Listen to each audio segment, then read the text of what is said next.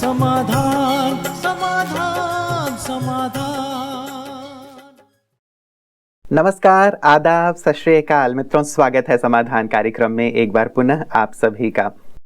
बचपन में स्कूल में हम एक गीत गाया करते थे, प्रार्थना किया करते थे प्रतिदिन कि हे प्रभु आनंद दाता ज्ञान हमको दीजिए, शीघ्र सारे दुर्गुणों को दूर हमसे कीजिए, लीजिए हमको शरण में हम सदाचारी बने, ब्रह्मचारी धर्म रक्षक वीर व्रतधारी बने, हे प्रभु आनंद दाता ज्ञान हमको दीजिए।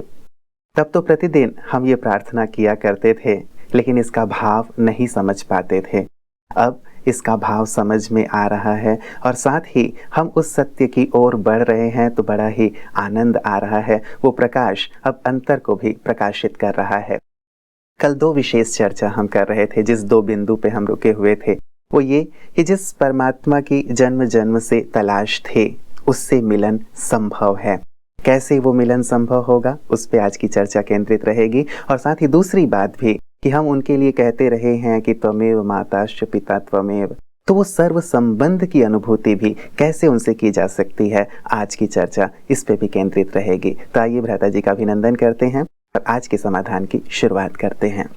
भ्राता जी बहुत बहुत स्वागत और अभिनंदन। Thank you. भ्राता जी पहली बात तो वही कि मिलन, आपने कल भी कहा था लाखों लोग मना रहे हैं, उनका साक्षात्कार कर रहे हैं और साथ ही अपने आप को बहुत ही तृप्त कर रहे हैं, भरपूर कर रहे हैं। अब हमारे दर्शक यदि वही मिलन मनाना चाहें क्या करें? पहले तो मैं उस प्रार्थना के लिए कुछ कहना चाहूंगा जो बचपन में हम सब करते थे। जी जी। कितने अच्छे शब्द हैं, किसने लिखी मुझे याद नहीं अभी, लेकिन क्या यही प्रार्थना आप लोग भी गाया करते थे? हाँ, हमारी कुछ अलग अलग थी, कहीं ये गाते थे कहीं दूसरी गाते थे। जी जी। तो मैं सोचता था तब भी कि कितना अच्छा माहौल हो जाता था चारों ओर। अब भी कहीं कहीं हम स्कूलों में प्रोग्राम करने जाते हैं तो बच्चे यही गाते हैं, तो दिखाई देता है कितने अच्छे वाइब्रेशंस चारों ओर फैलने लगते हैं और एक बहुत सुखद फीलिंग, आनंदकारी फीलिंग माहौल में हो जाती है। तो वास्तव में सब देखिए, ज्ञान हमको दीजिए। गए हैं स्कूल में ज्ञान लेने लिए, मांग रहे हैं भगवान से ज्ञान। सिद्ध है कि अवश्य कभी वो ज्ञान देते हैं जी। और ये भी सिद्ध है कि शायद हम अज्ञानी हैं। हाँ, दोनों बातें सिद्ध हैं जी। अभी वहाँ हमारे मास्टर लोग हैं, शिक्षक लोग हैं, ज्ञान हमें वो देंगे, लेकिन ज्ञान मांग रहे भगवान से, तो स्पष्ट है कि वो ज्ञान नहीं है, हमें किसी और ज्ञान की जरूरत है। तो वो ज्ञान भी देते हैं क्योंकि ज्ञान सागर है। वो स्वयं ज्ञान सागर हो, उसका ज्ञान उसके लिए थोड़ा ही होगा, हम सब के लिए होगा। जो रोज गाते हैं हमें अंधकार से प्रकाश की ओर ले चलो, तो वो ज्ञान भी देते हैं और उससे मिलन की इच्छा भी हर एक मनुष्य के मन में है, तो वो मिलते भी अवश्य हैं। यदि उनसे हमारा मिलन न हुआ होता तो ये इच्छा भी कदापि हमारे मन में न उठती। बिल्कुल। तो मिलन का उनके एक समय होता है और जैसा हम चर्चा कराए, बहुत सारी महान आत्माओं ने उनसे मिलन किया है और हमें तो ये वरदान जैसा है कि जब चाहे मिलन कर लें। रोज सवेरे तो बहुत सुखदायी मिलन होता है, लेकिन दिन में भी जब चाहे अधिकार प्राप्त है उससे मिलने का। जितनी देर चाहे मिलें, उसकी दृष्टि लें, उनसे बात करें। यही मिलन हम भी चाहते हैं कि संसार के हमारे सभी भाई बहनें जो परमात्मा मिलन के लिए और सत्य ज्ञान के लिए मैं कहूँगा तरस रहे हैं या इंतजार कर रहे हैं, बहुत लोग भटक भी रहे हैं, कोई वाद विवाद भी कर रहे हैं, तो हमारी ये इच्छा है कि ये मिलन सबको प्राप्त हो, क्योंकि इसमें परम सुख है, परम आनंद है। केवल गाने की बात नहीं है प्रभु तुम आनंद दाता हो, लेकिन वो आनंद दे रहा है, उस आनंद रस को चखने की जरूरत है जो वास्तव में बहुत डिवाइन है, बहुत सुंदर है। मैंने बहुत सारी चीजें इसके बारे में देखी पढ़ी, किसी व्यक्ति ने आनंद को प्रॉपरली डिफाइन नहीं किया। ये भी कहते हैं इसका विपरीत शब्द भी किसी ने नहीं ढूंढा है अब तक। क्योंकि ये एक ऐसी फीलिंग है जैसे हम कोई बहुत स्वादिष्ट भोजन खाएं और कोई हमसे पूछे कैसा था, हम कहेंगे बहुत टेस्टी, बड़ा मजा है, पर कैसा था इसको डिफाइन करना कठिन है। परम आनंद भी स्पिरिचुअलिज्म की सबसे ऊंची स्थिति है, जो खुशी से भी बड़ी स्थिति है, जो ईश्वरीय नशे से भी ऊपर की स्थिति है, जो कर्मेंद्रियों के रसों से बहुत परे की स्थिति है। उसको अनुभव में लाना अब सरल है, क्योंकि आनंददाता स्वयं आनंद की अनुभूति करा रहा है, नाता जोड़ रहा है। बात यह है कि कैसे करें। भगवान जब तक खुद इस धरा पर ना आए तब तक किसी को ये भी पता नहीं चल सकता कि वो है क्या और वो रहता कहाँ है। उसकी खोज ही चालू रहती है। अब उसने आकर ये स्पष्ट कर दिया, मैं कौन हूँ, कहाँ से आता हूँ, कब आता हूँ और तुम्हारा और मेरा क्या नाता है, कैसे दोनों जुड़े हुए हैं। तो ये सब बातें हमारे ईश्वरीय विश्वविद्यालय में 7 डेज कोर्स के रूप में ही दे दी जाती हैं, 1 घंटा प्रतिदिन केवल जी। और बहुत लोग इसको कर ही रहे हैं। मैं समझता हूँ करोड़ों लोगों ने ये कोर्स कर लिया होगा। और बाकी रही इन धारणाओं पे चलने की बात, क्योंकि हमारे यहाँ केवल ये नहीं कि मेडिटेशन सिखा दिया जाए, हम सिखाएं और आप सीख लें, हम ज्ञान दें और आप ले लें, लेकिन उसे प्रैक्टिकल जीवन में अपनाना होता है। जो अपनाने का मार्ग स्वीकार करते हैं वो ब्रह्मा कुमार कुमारियां कहलाते हैं। चाहे वो गृहस्थ में रहें, नौकरी धंधों में रहें, अपने कामकाज बिजनेस आदि करें। लेकिन अगर यहाँ कहा जा रहा है कि तुम्हें क्रोध से मुक्त होना है, तो हर व्यक्ति ये पुरुषार्थ करता है, इसलिए सभी को इससे जुड़ना चाहिए। मैं इस बारे में ये और कह दूं, देखो गुरुओं से जुड़कर देख लिया, गुरुओं की भक्ति करके देख लिया, उनसे जितना भी ज्ञान थोड़ा बहुत भी मिलता है वो भी लेकर देख लिया, लेकिन अब भगवान आह्वान कर रहा है, आओ मेरे बच्चे मुझसे ज्ञान लेकर देखो, क्योंकि ज्ञान सागर वही है केवल, और वही संपूर्ण सत्य भी है, वही सदा के लिए परफेक्ट भी है, उसका ज्ञान भी परफेक्ट है। तो अब उसका परफेक्ट ज्ञान लेकर देखना ही चाहिए। एक चीज आपने कही जो हमारे दर्शकों के लिए, जो मैंने प्रश्न उठाया था कि वो कैसे इस मिलन का अनुभव या सुख प्राप्त कर सकते हैं, तो एक तो आपने 7 डेज कोर्स की बात कही जो विद्यालय के ब्रांचेस में दिए जा सकते हैं। तो क्या बस ये कोर्स करके ही कोई यहाँ आके मिलन मना सकता है या आगे भी उन्हें कुछ करना होगा? जैसे मैंने कहा कि ये केवल ज्ञान लेने और देने तक सीमित नहीं रहता जी। हमें इस ज्ञान को अपने जीवन में धारण कर लेना होता है। पहली धारणा होती है प्योरिटी, पवित्रता, मन वचन कर्म की प्योरिटी, क्योंकि परमात्मा ज्ञान है ही आत्मा को संपूर्ण पावन करने के लिए। कई लोग इस पे भी बड़ी बहस करते हैं कि आत्मा तो पावन है ही, लेकिन पावनता की डिग्री धीरे धीरे कम हो जाती है। जैसे हमने सफेद वस्त्र पहने हैं और मान लो हमारे सफेद वस्त्र थोड़े मैले हो जाएं और बहुत मैले हो जाएं, तो भी देखने वाला कहेगा तो यही कि सफेद कपड़े पहने हैं। मैल को हम साफ कर देते हैं तो वो सफेदी और निखर के सामने आ जाती है। ठीक वैसे ही आत्मा मूल रूप में संपूर्ण पवित्र थी, चलते चलते ये मैल उस पर चढ़ा, कर्मों का लेप छेप उस पर आया, मैली हुई आत्मा, कई दाग धब्बे पाप कर्मों के और विकर्मों के उस पर चढ़े। अब उसको धोने का समय है ताकि फिर से आत्मा संपूर्ण पावन हो जाए। तो ज्ञान लेने के बाद संपूर्ण पवित्र बनने के मार्ग पर आगे बढ़ना होता है। तो ऐसा 1 वर्ष तक अवश्य करना होता है, क्योंकि 1 वर्ष एक ऐसी अवधि है कि जो व्यक्ति ब्रह्मचर्य का पालन 1 वर्ष करेगा वो कहीं ना कहीं कुछ ना कुछ विकारों को अवश्य जीत लेता है, वो अपनी कर्मेंद्रियों पर कंट्रोल कर लेता है, वो आत्म संयम की स्थिति में आ जाता है, तब वो यहाँ आकर प्रभु मिलन करते हैं। मतलब 1 वर्ष तक ये ब्रह्मचर्य की उन्हें धारणा करनी होगी। तो क्या प्रतिदिन विद्यालय में जाने की भी आवश्यकता है या 7 दिन के कोर्स के बाद 1 वर्ष तक वो ब्रह्मचर्य की साधना करें फिर यहाँ आ सकते हैं? देखिए, ब्रह्मचर्य की साधना संसार में रहते हुए उतनी सरल नहीं होती। इसके लिए मनुष्य को निरंतर गाइडलाइन की जरूरत होती है, उसको योग साधना की जरूरत होती है, क्योंकि योग साधना भी ऐसी चीज है कि एक बार किसी ने सीख ली और वो योग करता रहेगा और वो सफल हो जाएगा, ऐसा कुछ नहीं है। ये मंत्र नहीं है कि एक बार गुरु ने मंत्र दे दिया और वो जाप करते रहें, चलो मन भटकता भी है, धीरे ठीक हो जाएगा।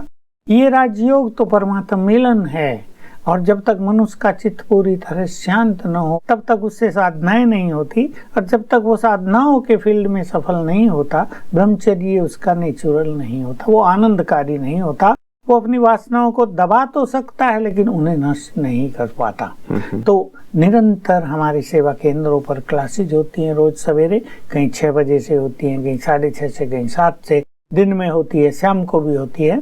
तो व्यक्ति वहां पर जाते हैं और राजयोग की साधना वहाँ करते हैं। कि वहाँ ऐसे कक्ष बने हुए हैं, वहाँ मेडिटेशन रूम है जहाँ के वाइब्रेशंस बहुत सुंदर हैं, वहाँ बैठकर एकाग्रता बहुत अच्छी होती है, वहाँ शांति का माहौल रहता है, वहाँ गृहस्थ नहीं है, कुछ भी कारोबार वहाँ नहीं चलती है, तो वहाँ जाकर बहुत अच्छा ज्ञान लेते हैं। परमात्मा महावाक्य होते हैं, रोज वहाँ सुनाए जाते हैं और राजयोग का अभ्यास करते हैं। तो उस ज्ञान और अभ्यास के बल से राजयोग सरल होता जाता है और राजयोग सरल होने से प्योरिटी अर्थात ब्रह्मचर्य सरल और नेचुरल रूप लेता जाता है। बहुत से लोग हमसे शुरू में पूछा करते थे कि ब्रह्मचर्य बहुत कठिन काम है, तुम यहाँ रहते हुए कर ही नहीं पाओगे, कोई नहीं कर पाएगा, सन्यासी भी नहीं कर पाते, हमने सब देख लिया है। कई सन्यासी भी हमसे बड़ी उत्सुकता पूर्वक प्रश्न करते थे कि आप लोग ये कैसे संभव करते हो। तो इसका उत्तर यही है कि राजयोग की साधना से ये संभव होता है कि आत्मा अपनी मूल स्थिति में चलने लगती है और मूल स्थिति की ओर बढ़ने से प्योरिटी उसकी नेचुरल एक स्थिति है, तो प्योरिटी नेचुरल होने लगती है। ये कार्य हमारे सेवा केंद्रों पर नियमित रूप से होता है। लता जी, कई ऐसे हमारे दर्शक हैं जो हमें फ़ोन करते हैं या ईमेल करते हैं, वो ये बताते हैं कि अब वो पीस ऑफ माइंड चैनल के थ्रू ही जुड़े हुए हैं विद्यालय से, क्योंकि उनके जो स्थान है वहाँ पे विद्यालय नहीं है, दूर हैं, कहीं 40, 50, 100 किलोमीटर दूरी पे हैं। अब वो लोग भी यदि निरंतर देख रहे हैं पीस ऑफ माइंड चैनल, वो भी यदि ये जो धारणा आप कह रहे हैं वो कर रहे हैं, तो क्या उन्हें भी अनुमति मिल सकती है कि वो यहाँ हेडक्वार्टर्स में आए और परमात्मा मिलन करें? वो कहीं ना कहीं हमारे जो सेवा केंद्र हैं उनसे कांटेक्ट जरूर करें। पास जो भी सेंटर है भले ही वहाँ वो हफ्ते में एक बार जाया करें, बहुत दूर है तो मास में एक बार जाया करें। इन धारणाओं को अपनाएं ताकि वो जो हमारी टीचर बहनें हैं जो नियुक्त हैं, व्यक्ति हमारे पास आता है और इसने ज्ञान योग धारण किया है, क्योंकि अन्यथा कोई भी हमारे प्रोग्राम में आ जाएगा, वो कहेगा मैं तो पवित्र रहता हूँ। अगर वो पवित्र है तो उसे परमात्मा मिलन के सुंदर अनुभव होंगे, नहीं है तो नहीं होंगे। ये लॉस या प्रॉफिट बेनिफिट उसको है, ये हमें नहीं। तो फिर भी ये जरूरी है पहचान के लिए कि व्यक्ति अपने किसी भी नजदीकी सेवा केंद्र से कनेक्शन जोड़े और फिर उनके माध्यम से, क्योंकि वहाँ से ग्रुप्स आते हैं, वो यहाँ पर आए। लेकिन पीस ऑफ माइंड चैनल देखकर भी बहुत लोग अच्छा सीख रहे हैं। हमारे पास भी ये समाचार आते रहते हैं कि हम जा तो नहीं पाते हैं या घर में कोई बंधन है, कुछ भी कारण है कि वो रोज सेवा केंद्र पे जा भी नहीं पाते, लेकिन चैनल देखकर ही वो काफी अच्छा योग सीख चुके हैं, स्वमान सीख चुके हैं, धारणाएं सीख चुके हैं। ये बहुत सुंदर बात है और ये हमारे इस चैनल की बहुत बड़ी सफलता भी है। हमें बहुत खुशी होती है कि घर बैठे लोग ईश्वरीय सुख ले रहे हैं, सचमुच ले रहे हैं। जी। और हमारी कामना भी यही है कि सब लेते रहें इसी तरह। तो ब्रह्मचर्य की बात कही, बहुत ही महत्वपूर्ण धारणा है। इसके अलावा भी क्या कुछ और भी धारणाएं ऐसी करनी होती हैं जो परमात्मा मिलन के लिए आने में सहयोगी भी हों और साथ ही मददगार हों सुंदर अनुभूति के लिए? जैसा मैंने पहले कहा कि पहले तो ये ज्ञान निरंतर लेना होता है, क्योंकि ज्ञान एक बहुत विशाल भंडार है। कल भी हम चर्चा कर रहे थे कि किसी भी सब्जेक्ट में स्पेशलिस्ट बनने के लिए मनुष्य को कितने लंबा काल, 7 साल 8 साल 10 साल लोग लगे रहते हैं। इतने एडवांस होते भी कितने इसके पार्ट हो गए। ठीक है, स्पेशलाइजेशन अच्छी चीज है। तो ज्ञान लेने के लिए एक लंबा समय मनुष्य को उसकी अभ्यास की जरूरत होती है। एक ज्ञान है मोटा, मान लो यही ज्ञान दे दिया गया, तुम ये देह नहीं हो, तुम आत्माएं हो। लेकिन आत्मा का ज्ञान यही समाप्त नहीं हो जाता, ये तो शुरुआत होती है। बहुत अच्छे ज्ञान के बाद, बहुत अच्छे राजयोग के अभ्यास के बाद आत्मा की सूक्ष्म स्थितियों का, उसकी सूक्ष्म शक्तियों का मनुष्य को ज्ञान होता है, उसका डीप रियलाइजेशन होता है। इसलिए पहली धारणा हो जाती है रोज लंबा काल। हम तो ये जानते हैं, हमें भी 50 साल हो गए हैं, लंबा काल डेली स्टडी करने से ज्ञान सूक्ष्म रूप से जीवन में आता है। क्योंकि हमें ज्ञान लेने की ही बात नहीं, ज्ञान को जीवन में धारण करने की जरूरत पड़ती है, ताकि हमारा जीवन ही एनलाइटेंड हो जाए, बिल्कुल प्रकाशित हो जाए हम ज्ञान के द्वारा। दूसरी धारणा होती है शुद्ध अन्न। जी, अन्न का मनुष्य के जीवन पर बहुत ही गहरा प्रभाव पड़ता है।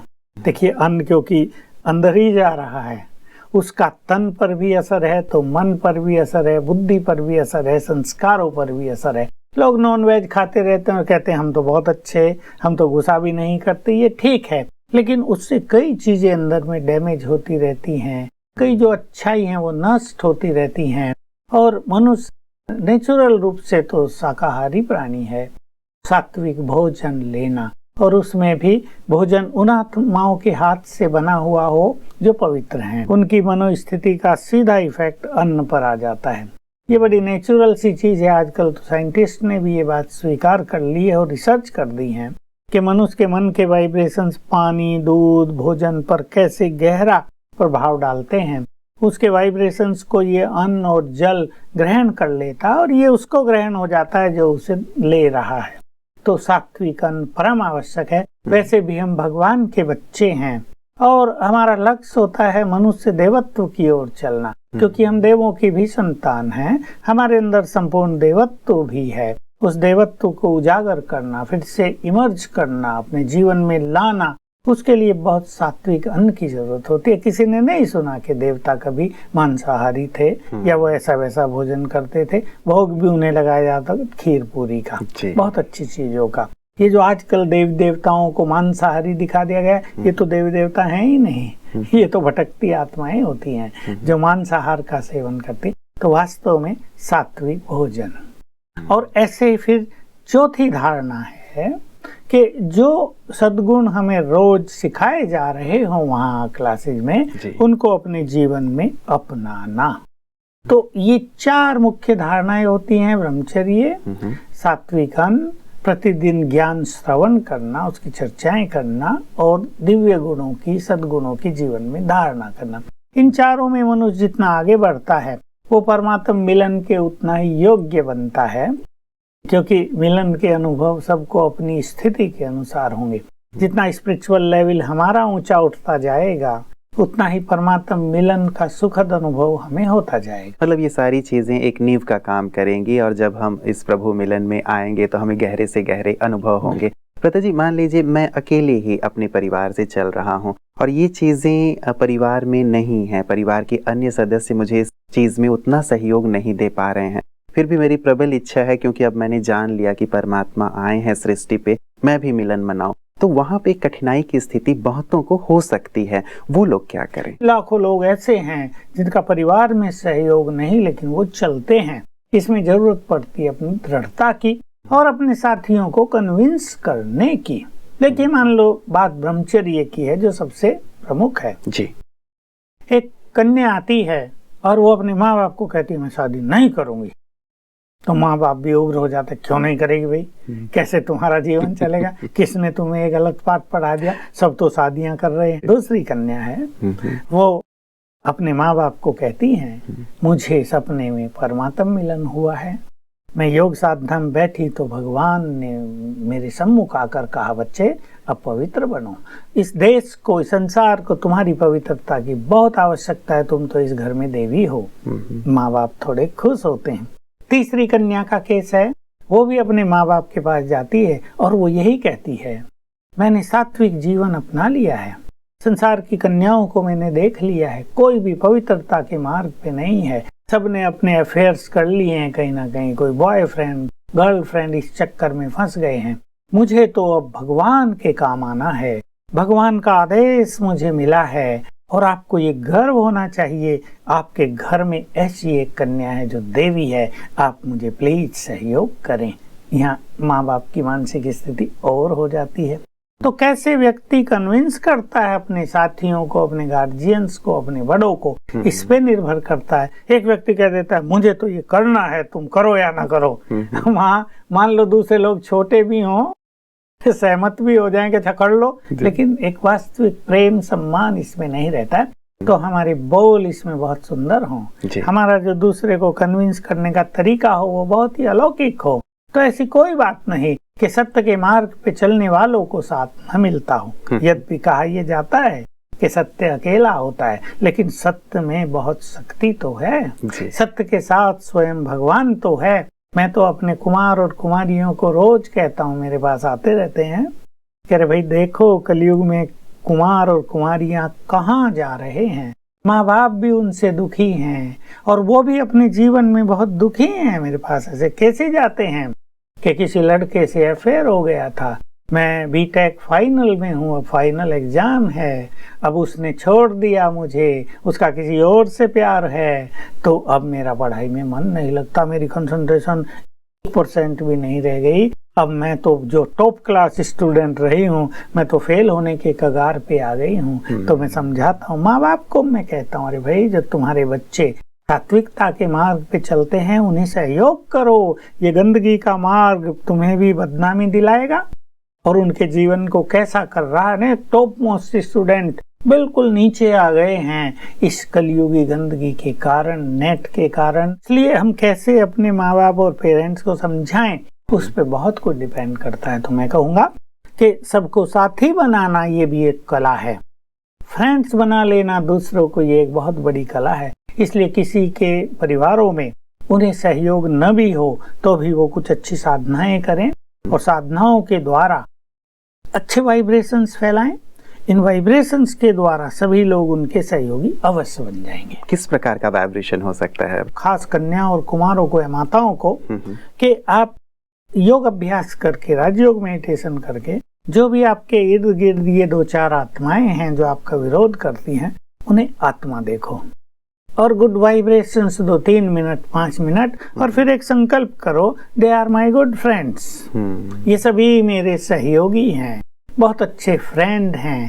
तो उनकी जो मेंटलिटी है वो बदल जाएगी। जो हम उन्हें कह रहे वो भी सोचेंगे, अरे फलाने की लड़की देखा किसी के साथ भाग गई, फलाने का लड़का बुरे संग में आ गया है, अरे वो कितना होशियार था, कैसे दुर्गति के मार्ग पे चला गया, मेरी लड़की तो अच्छे मार्ग पे चल रही है, मैं इसको सहयोग करूंगा। हमारे वाइब्रेशंस उनकी फीलिंग्स को चेंज करती हैं। बिल्कुल। चलिए भ्राता जी, बहुत अच्छा लगा, आपने कैसे प्रभु मिलन तक पहुंचे इसका बहुत सुंदर रास्ता बताया है, और साथ ही यदि परिवार में सहयोग भी ना मिल रहा हो, कैसे सबको सहयोगी बनाए, इस पे भी सुंदर प्रकाश डाला है। आपका बहुत बहुत शुक्रिया।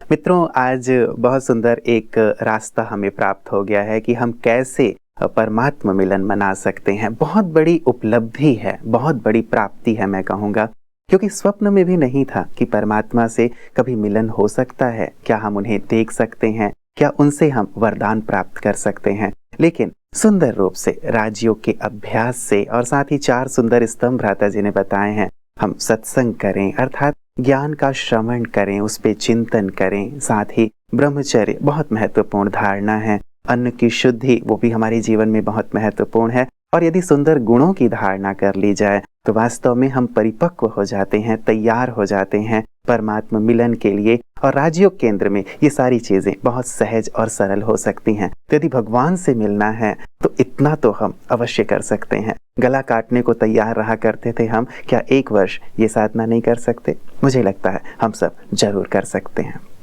हैं ना? विचार कीजिएगा इस पे। नमस्कार।